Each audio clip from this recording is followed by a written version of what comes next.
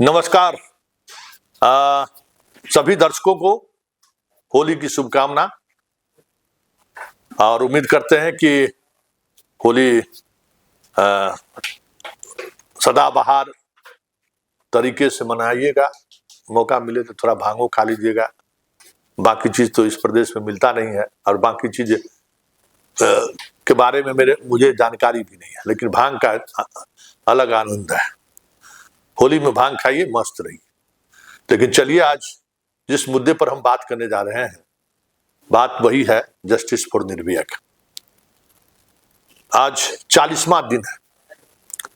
लगातार 40 दिनों से हम इस खबर पर बने हुए हैं। इस दौरान क्या क्या नहीं कहा गया मुझे, और मुझे जो कहा गया सो कहा यही गया। मेरी बेटी को, मेरी पत्नी को, मेरी माँ को, जिसको जिस तरीके से हुआ, जिस भाषा का इस्तेमाल करना हुआ, सारे भाषाओं का इस्तेमाल उन लोगों ने किया। फिर भी मेरे लिए जरूरी था निर्भया केस का एक्सपोज करना, निर्भया केस में क्या हुआ वह पब्लिक तक पहुंचाना। 40 दिनों तक मैं अर्जुन की तरह चिड़िया के आंख में देखता रहा, मतलब उस खबर पर बना रहा।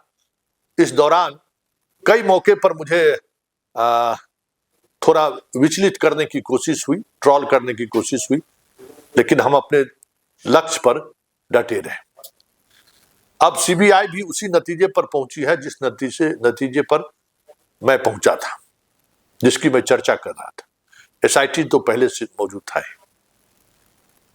एक बात हम कहना चाहते हैं कि इस पूरी पत्रकारिता में कई तरह के सवालों के सहारे मुझे ट्रोल किया गया कि एसआईटी जो करने वाली रहती है, संतोष सिंह पहलिए चला देता है, सीबीआई का प्रवक्ता बना हुआ है।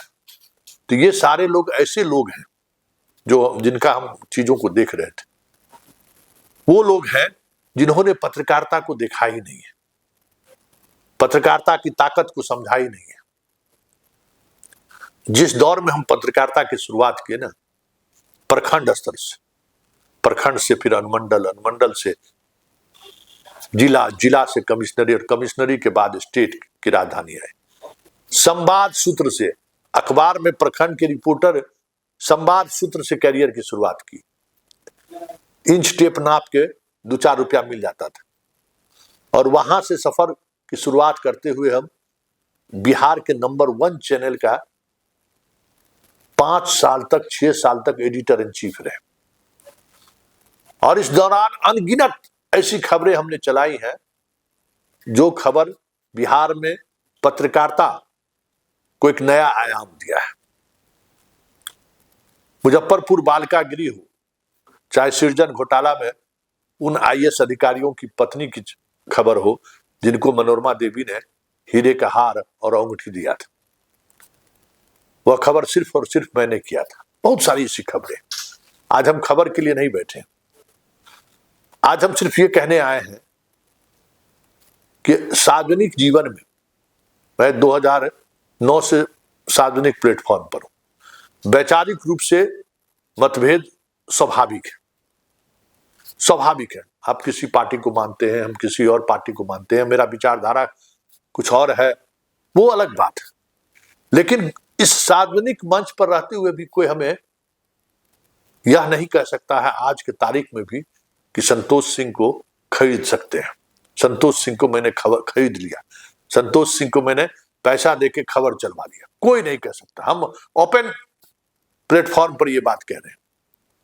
कोई टकसाल नहीं बना है आज की तारीख तक, कल क्या होगा पता नहीं, तो संतोष सिंह को खरीद ले। जात पात की तो बात की बात है, जात पात तो अलग बात है, क्योंकि पत्रकारिता में मेरा कभी कोई जात के आधार पर नौकरी कभी नहीं मिले। प्रभात खबर में भी काम किए, हिंदुस्तान में भी काम किए, दैनिक जागरण में भी काम किए, 12 साल ईटीवी में भी काम किए, और लगभग 10 साल कशिश न्यूज में भी काम किए। कोई मेरा गॉडफादर नहीं था। मेरा गॉडफादर बस खबर। जिस अखबार ने मुझे मौका दिया उसकी वजह खबर रही। जिस चैनल ने मुझे मौका दिया कि एक छोटे से शहर से पटना तक के रिपोर्टर का सफर जिस चैनल ने हमें मुहैया कराया ईटीवी, उसने भी मुझे यहाँ सिर्फ और सिर्फ खबर की वजह से पटना में लाया। खबर की वजह से हम पटना में स्थापित हुए। भले बहुत सारे हमारे सहयोगी, हमारे सीनियर के मिजाज के अनुकूल हम फिट नहीं बैठते थे, लेकिन खबर मेरी ताकत थी और उसी ताकत की वजह से कितना भी खिलाफ में लॉबिंग क्यों नहीं कर दे, हम अपने पद पर बने रहे और बखूबी काम करते चले। इसलिए कोई मुझे खरीद नहीं सका।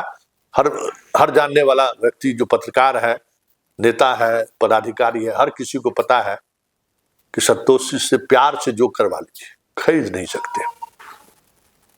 तो नीट छात्रा मामले में जो हमें जानकारी मिल रही थी और सवाल कर रहे थे कैसे जानकारी मिल जा रहा है, ये वही लोग सवाल कर रहे थे, ये वही लोग सवाल कर रहे थे जो एक खास नैरेटिव को बनाए रखना चाहते थे।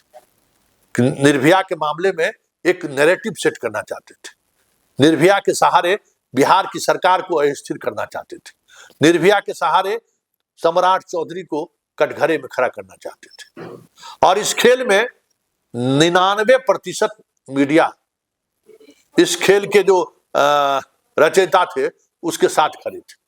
मैं अकेला खड़ा रहा और आज से 40 दिन पहले जहां से हमने शुरुआत की, आज भी मैं वही हूं, कुछ नहीं बदला है। लोग बदलते रहे, नई नई थ्योरी गढ़ते रहे, लेकिन जहां मैं था वहां आज भी हूं। और पूरे देश स्तर पर जो एक नैरेटिव बनाने की कोशिश हुई, ये हम जानते हैं कि उस नैरेटिव को मैंने तोड़ा। मेरी खबर ने उस नैरेटिव को की हवा निकाल दी, जिस नैरेटिव को ये लोग बनाने की कोशिश कर रहे थे पूरे देश स्तर पर। इसलिए मुझसे गुस्सा है, ये हम समझ रहे हैं। मेरे बारे में अभद्र टिप्पणी करना, उसकी वजह हम समझ सकते हैं कि वजह क्या है, लेकिन एक बात तो तय है कि हमने वही खबर दिखाया जो सत्य था, हमने वही खबरें चलाई जो खबर सत्य के करीब था। हमने कभी ऐसा नहीं चलाया कि भाई कि इस मामले में नेता का बेटा है, अभिनेता का बेटा है। अरे भाई एक बात समझ लीजिए, हम लोग तो पटना में है ना। इस तरीके के मामले में बिहार पुलिस या तो मुख्यमंत्री आवास से सीधा वास्ता रखने वाला या फिर सम्राट चौधरी के साथ सीधा वास्ता रखने वाला लोग होगा, वही उसी को लोग उतना बचाने की कोशिश हो सकती है। बाकी किसी को बिहार पुलिस नहीं बचाएगी, ये हम बिहार पुलिस की कैरेक्टर। और कोई मुख्यमंत्री किसी को फोन करके आज तक हमने नहीं देखा है कि बचाते हुए किसी को, ये भी मैंने नहीं देखा। तो ये सारी चीजें घटित होती रही, सब कुछ होता रहा। अब सच सीबीआई ने भी कल कोर्ट में जो बातें कही, तो अब सीबीआई पर भी उनको भरोसा नहीं है। स्वाभाविक है भरोसा नहीं होना, क्योंकि उनके नैरेटिव पर वो फिट नहीं बैठ रहे हैं।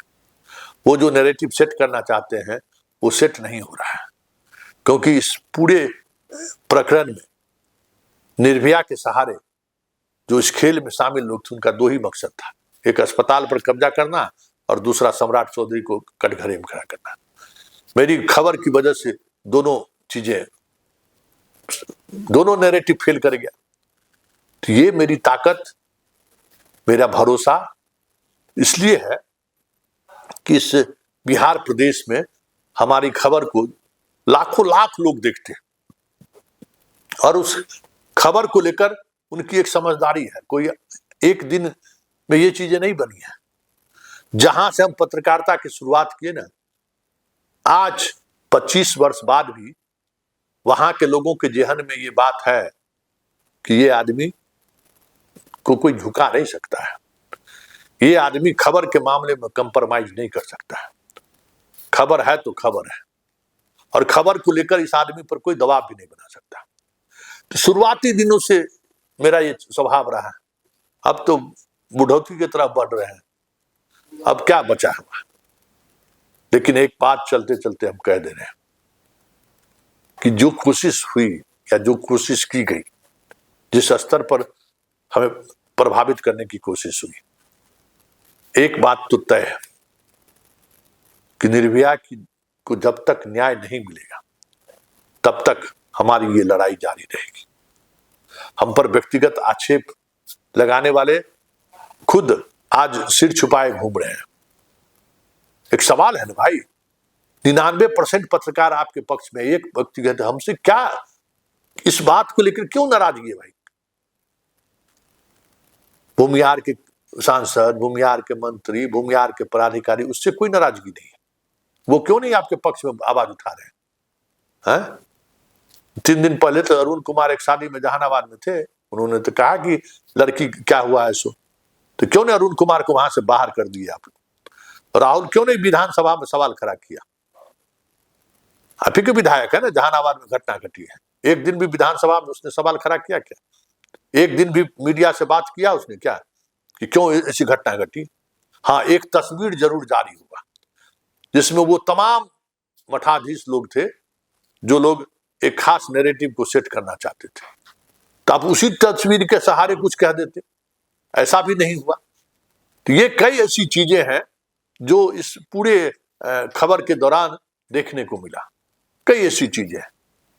लेकिन बड़ी बात यह है कि इन सब के बावजूद भी मैं वहीं था जहां खबर की शुरुआत के दिन 18 तारीख को जो जहां से हमने खबर की शुरुआत की थी, आज भी हम वहीं हैं।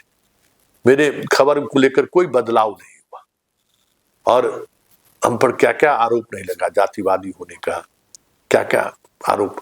अरे जात, हमको तो कोई जात जानता भी नहीं है, हमको तो कोई जात, पटना का कौन जात का नेता है उससे आज तक हमको किसी जात के किसी नेता से आज तक हमारी कोई भेंट नहीं है।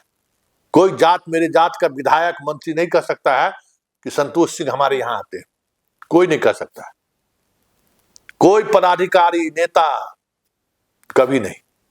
मेरा मिजाज रहा ही नहीं है, हमने कभी इस तरीके के माइंडसेट में पला बढ़ा नहीं। हम जहां से पैदा लिए और जहां से उठकर जहां आए हैं, वो एक खास माइंडसेट मेरी रही है। हम सोशल जस्टिस वाले लोग हैं, ठीक ना, हमारा एक अपना मिजाज है और वही मिजाज हमें ताकत देती है पत्रकारिता करने के लिए। आज निर्भया मामले में ये मेरा आखिरी एपिसोड होना चाहिए, क्योंकि अब जो चीजें आएंगी रिजल्ट आएगा। अब आज के बाद निर्भया पर कोई, हमें लगता है कोई बड़ा अपडेट हो तभी हमारी आपकी मुलाकात उस खबर को लेकर होगा। लेकिन आज ये सारी बातें मैंने इसलिए कह दी कि संतोष सिंह, हो सकता है कि भाई जिस स्तर से हमको इंफॉर्मेशन मिल रहा था, वो इंफॉर्मेशन का जो चैनल था वही गलत इंफॉर्मेशन हमको दे रहा होगा, तो अलग बात है। लेकिन मेरा इंफॉर्मेशन जिस चैनल से मिल रहा था वो गलत नहीं होना चाहिए। अरे हम तो थाना के मुंशी मेरा सोर्स रहा है, थाना के मुंशी से हम बात करते थे, थानेदार की तो बात छोड़ दीजिए, और थाने के मुंशी से हम अपनी पत्रकारिता का शुरुआत किए हैं और धीरे धीरे धीरे हम डीजीपी के दफ्तर तक पहुंच गए। आज जो मेरी ताकत है ना, ये 25 बरस की ताकत वही ताकत है कि जिस मुंशी के साथ खबर को लेकर आदान प्रदान होता था, आज वो रिटायर हो गए, नहीं तो बहुत कोई दरोगा बना हुआ है। जिस थाना अध्यक्ष के साथ हमने पत्रकारिता के करियर की शुरुआत की, बहुत सारे रिटायर हो गए, बहुत सारे अभी डीएसपी बन गए।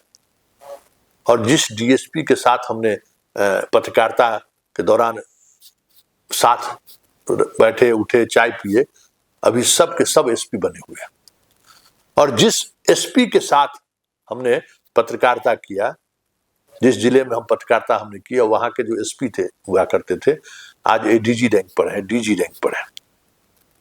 25 वर्षों का रिश्ता है और हर कोई जानता है इस रिश्ते का मजबूती का आधार क्या है, ईमानदारी। कोई आईपीएस अधिकारी नहीं कर सकता है, कोई थानेदार नहीं कर सकता है, बहुत बढ़िया रिश्ता मेरा रहा है कि आज तक हम किसी का पैरवी किए हो। सब ललाइते रह गया कि संतोष जी कुछ पैरवी कर दी, कभी नहीं, पैरवी आज तक हमने किसी का नहीं किया। हम बस न्याय, किसी के साथ अनजस्टिस नहीं होना चाहिए।